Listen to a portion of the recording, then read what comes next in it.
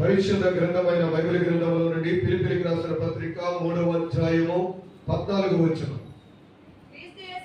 క్రీస్తు యేసునందు దేవుని ఉన్నతమైన పిలుపునకు కలుగు బహుమానమును పొందవలనని గురి యొద్దకే పరిగెత్తుచున్నాను. దేవునికి స్తోత్రం. చిన్న ప్రార్థన చేసుకుందాం. ప్రేమగల తండ్రి, దయగలిగిన యేసయ్య, కృపా కనికరం కలిగిన గొప్ప దేవా, ఈ ఉదయ కాల సమయంలో చదవబడిన వాక్య భాగము నీ దాసులను ప్రభువా నీ సిలువ చాటున రెక్కల చాటున బలపరిచి అయా కంఠానికి స్వరముగా నోటికి బోరగా ఉండి నాతో మాతో మీరే మాట్లాడమడుచున్నాను.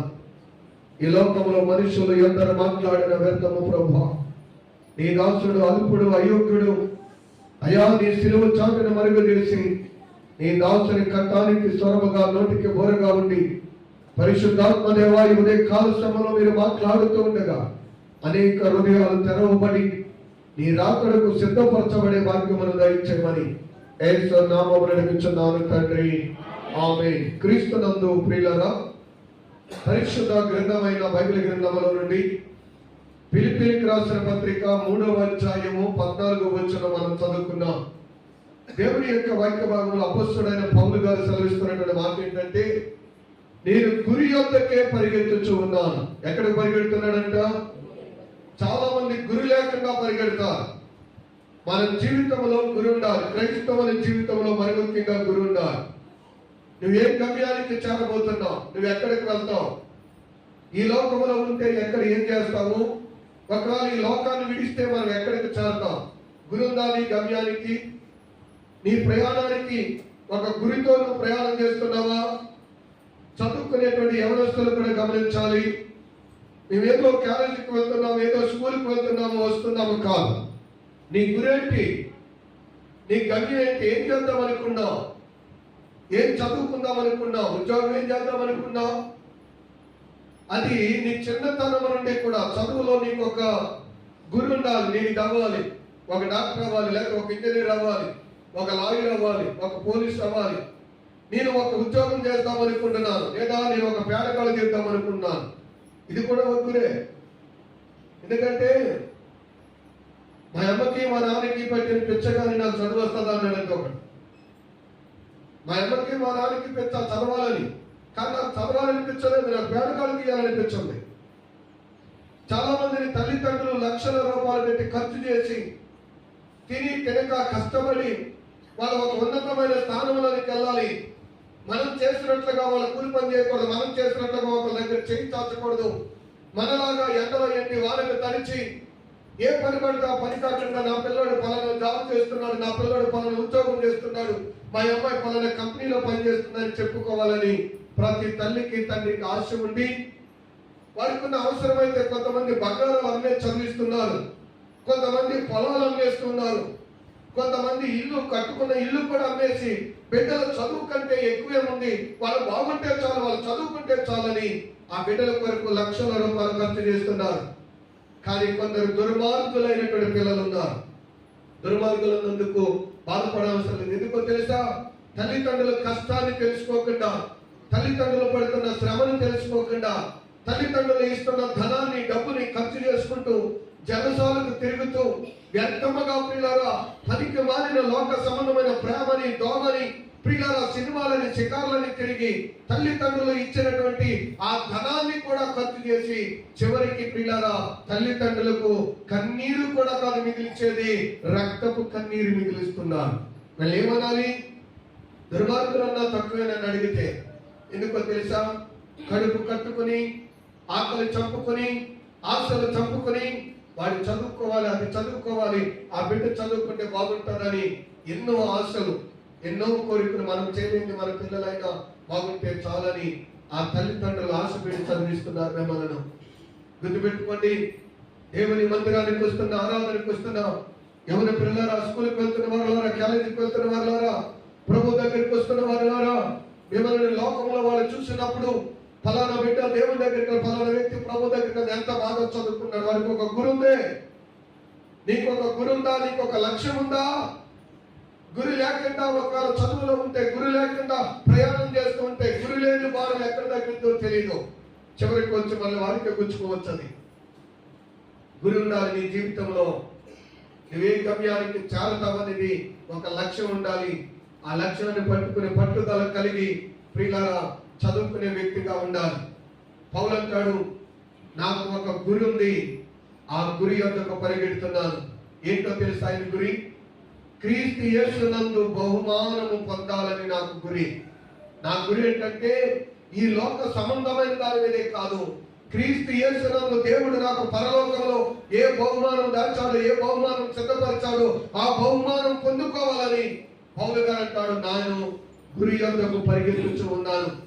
దేవుని యొక్క వాక్యంలో కొరింథీయులకు రాసిన మొదటి పత్రిక 9వ అధ్యాయం 26-27 వచనాల్లో చదివితే, ప్రియులారా గురి లేని వానిగా నేను పరిగెడతలేదంటాడు. దేని వానిగానంట అంటే కొందరు ఎలా పరిగెడుతున్నారంట, వాడికి గురి లేదు, ఆమెకి గమ్యం లేదు, ఎటు పడితే పరిగెత్తమే, ఎటు పడితే తిరగటమే, గాలికి ఊగే రెల్లులాగా అటు ఇటు పరిగెత్తే వాళ్ళు చాలా మంది ఉన్నారు.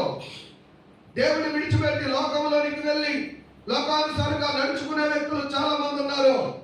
చాలా మంది ఏం చేస్తున్నారంటే ఏదో ఒకటి చేస్తానులే, ఏమవుతారంటే ఏదో ఒకటి అవుతారులే, వీడికంటే ఏదవ్వాలో తెలియదు, ఏం చేయాలో తెలియదు. గురి లేని వ్యక్తిగా బతుకుద్దు. దేవుని నమ్ముతున్న నీలో ఒక గురి ఉండాలి, నీలో ఒక కసి ఉండాలి. నువ్వు దేవుని యొక్క సన్నిధానంలోకి వస్తున్న నిన్ను చూచిన అనేకులు ప్రభు నామాన్ని మహిమపరచినట్లుగా నీవు గురి యొద్దకు పరిగెత్తే వ్యక్తిగా, గురి చూచి వదిలిన ఒక బాణముగా, దేవుని కొరకు సంధించబడిన ఒక సాధనముగా నీవు ఉండాలి. గురి లేని వ్యక్తిగా కాదు. నీ గమ్యము దేవుని వైపు చూసుకుంటూ దేవుని సన్నిధిలో ఒక నమ్మకమైన సాధనముగా, తల్లిదండ్రులకు ఒక మంచి పేరు తెచ్చే బిడ్డగా, కుమార్తెగా, కుమారుడిగా పరిగెత్తేటువంటి వ్యక్తిగా నీవు ఉండాలి, గురి లేని వ్యక్తిగా కాదు. గురి లేని వారి జీవితం ఎలా ఉంటుందో తెలుసా? కుక్కలు చెప్పిన ఇస్తరలా ఉంటుంది. కుక్కలు చెప్పిన ఇస్తరలానే ఉంటుంది గురి లేని వ్యక్తి జీవితం. ఏం చేస్తాడో తెలియదు, ఎందుకు బతుకుతాడో తెలియదు, ఎందుకు ఉంటాడో తెలియదు, ఏం చదువుతాడో తెలియదు, ఎక్కడ ఉంటాడో తెలియదు.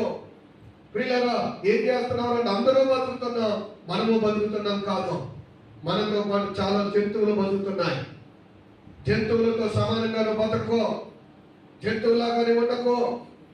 నేను దేవుడు ఒక మనిషిగా చేశాడు, నీకంటూ ఒక తలంపు, నీకంటూ ఒక ఆలోచన, నీకంటూ ఒక ఉద్దేశం ఇచ్చాడు.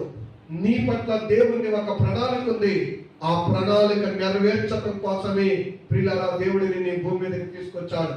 కన్న తల్లిదండ్రులకు మన మీద ఎలాంటి ప్రణాళిక ఉంటుందో, పరమ తండ్రి అయిన దేవుడికి కూడా నీ మీద ఒక ప్రణాళిక ఉంది, నీ మీద ఒక ఉద్దేశం ఉంది. ఏంటో తెలుసా? నిన్ను తనకు మహిమ కలిగిన పాత్రగా పరలోకమందు దేవుడు నేను నుంచోబెట్టాలని. దేవునికి స్తోత్రం, హల్లెలూయా. యవ్వన కాలంలో నీకు ఒక గమ్యం ఉండాలి. ఒక స్థాయి వచ్చేసరికి, ఒక వయసు వచ్చేసరికి నీ కాళ్ళ మీద నువ్వు బ్రతికే వ్యక్తిగా ఉండాలి. నీ బ్రతుకు చూసిన వాళ్ళు అనేకులు నిన్ను మహిమపరిచే, నీ వలన దేవుని నామాన్ని మహిమపరిచే వ్యక్తిగా నీవు ఉండాలి. వయసు అయిపోయిన తర్వాత కాదు. వీడంతా ఒక వ్యక్తి అంటాడు, ఎవరొస్తాడు, ఏం చేస్తున్నారంటే చేస్తున్నారండి, ట్రై చేస్తున్నారంట. వాడు ట్రై చేసి 36 సంవత్సరాలు కిందకు వచ్చేసరి ఉద్యోగం ఏం వస్తలేదంటున్నా. ఏదైనా ఉద్యోగం రావాలంటే 30 సంవత్సరాల లోపల అవుతారు. వీడు 36 సంవత్సరాలు ట్రై చేస్తూనే సరిపోయింది. ఇప్పుడు ఏది వస్తలేదండి నా కోసం, ఏదైనా వచ్చేది. దేవుడిచ్చిన అవకాశం అంతా రోడ్లో కాకుండా ఇటంటే తిరిగా. ఒక రోజున పుస్తకం గట్టిగా 2 గంటలు కూర్చోడు. ఒక రోజున ఖచ్చితంగా ఆ పని విషయంలో ఖచ్చితమైనటువంటి పట్టుదల ఉండదు. ఎగ్జామ్ అంటే గాలికి తిరుగుతాడు, కరెక్ట్గా ఎగ్జామ్ వచ్చేదానికి వీడు తలపోటు వస్తుంది. అమంతనాథ్ అంటాడు, అసలు తలపోటు అసలు నిద్రపోవట్లేదంట. ఈ అమాయకుడైన తల్లిదండ్రులు అనుకుంటాడు, అమ్మో మా పిల్లలు బాగా చదవండి, ఈ మంచి మాట్లాడంటే మా అబ్బాయికి తలపోటు వచ్చేస్తుంది. అసలు ఈ తలపోటు కారణం ఏంటో తెలిసి ఎగ్జామే తలపోటు. ఎందుకంటే ఏనాడు చదువుతావుడుగా, ఏనాడు పుస్తకాలు తీయుడుగా, ఏనాడు ఆ బుక్స్లు దగ్గర పెట్టుకోదు కదా. ఖచ్చితంగా అంటాడు ఎగ్జామ్ టైంలోనే తలపోటు వచ్చేస్తుందంటే ఈ తల్లి అనుకుంటాడు, ఇలాంటి తండ్రి అనుకుంటాడు, అమ్మో మా పిల్లోడండి చదివి చదివి తలపోటు వచ్చేస్తుంది, మన డాక్టర్ దగ్గర తీసుకెళ్ళాము, ఇది కలచోడు వేయాలన్నారు. అసలు కలచోడు అది కాదు, ఇది చూపారు, ఇది బతుకు పాడైపోయింది. వీడికి అక్షరాలు తప్ప, పుస్తకం మీద ఉన్న అక్షరాలు తప్ప అన్నీ కనిపిస్తాయి. ఈరోజున నీ గురి దేని మీద ఉంది, నీ లక్ష్యం దేని మీద ఉంది? నువ్వు ఎటు పరిగెడుతున్నావు? నీ జీవితంలో నేను నుంచోబెట్టి నువ్వేమవుతావని చెప్పగలవా? నువ్వేం చేయాలి అనుకుంటున్నావు అనేది నీకు ఒక స్టాండర్డ్ అయినటువంటి ఒక ఆలోచన ఉందా? నీకు గురి లేకుండా పరిగెత్తేవాడు క్రైస్తవుడు కాదు, గురి లేని వ్యక్తిగా ఉండకూడదు. మోషే ఎప్పటికైనా ఐగుప్తులో ఉన్న ప్రజలు విడిపించాలని గురితో ఉన్నాడు. యాకోబు తల్లి గర్భంలోనే పోరాడాడు. ఏంటో తెలుసా? మొదటగా జ్యేష్ఠత్వం సంపాదించాలని. యాకోబుకున్న పట్టుదల ఎంతో తెలుసా? తల్లి గర్భంలోనే అన్నగారి కంటే ముందుగా నేను ఈ లోకానికి రావాలనుకున్నాడు. అన్నగారు ఇద్దరు కమల పిల్లలు, వాళ్ళిద్దరు కూడా తల్లి గర్భంలో. యాకోబు బయటకు వద్దామనుకుంటే యాకోబు రానివ్వకుండా యాకోబు రావాలని ప్రయత్నం చేశాడు, కానీ కుదరలేదు. అయినా వాడి మనం పట్టుకొచ్చేసాడంటండి. దేవునికి స్తోత్రం. యాకోబుకి ఎప్పుడు నుంచి పట్టుదల తెలుసా? తల్లి గర్భంలో నుండి పట్టుదల. ఆ పట్టుదల పట్టుకున్నాడు కదా, కొన్ని రోజులు జరిగిపోయింది కదా, సంవత్సరాలు జరిగిపోయింది కదా, ఇది అవదు, దేవుడిక మనకి రాయించి పెట్టలేదు, ఇది జరగదని యాకోబు దాన్ని వదిలేయలేదు. జ్యేష్ఠత్వం దొరికే వరకు, జ్యేష్ఠత్వం సంపాదించే వరకు, అవకాశం దొరికే వరకు ఏం చేశాడో తెలుసా? అదే పట్టుదలతో ఉన్నాడు. పట్టుదల లేనివాడు ఒక పూట కూటి కోసం జ్యేష్ఠత్వాన్ని నమ్మేశాడు. పట్టుదల కలిగి ఎప్పటికైనా జ్యేష్ఠత్వం సంపాదించాలని తల్లి గర్భంలో ఏదైతే నిర్ణయం తీసుకున్నాడో ఆ నిర్ణయం కొరకు ఎదురు చూస్తున్న వాడి పట్టుదల కలిగిన వాడు తాను తినాలనుకున్న తిండి, తాను భోజనం చేయాలని ఎంతగానో ఆశపడి చేర్చుకున్న ఆ చిక్కుడు గాలి కొరకు కూడా తింటం మానేసి నోరు కట్టుకున్నాడు, కడుపు కట్టుకున్నాడు. తిండి కోసం కక్కుతూ పడేటువంటి యాసావు తింటాడు. ఇతను మళ్ళా జ్యేష్ఠత్వాన్ని సంపాదించాడు. అప్పుడు పట్టుదల కలిగిన వాడు కొన్నింటిని అవసరమైతే వదిలేస్తాడు. తన ఆశ కానీ, తన కోరిక కానీ, తన తిండి మీద కానీ, తన నిద్ర మీద కానీ, తనకున్న కొన్నింటి మీద తన ఆశ వదిలేయాలి.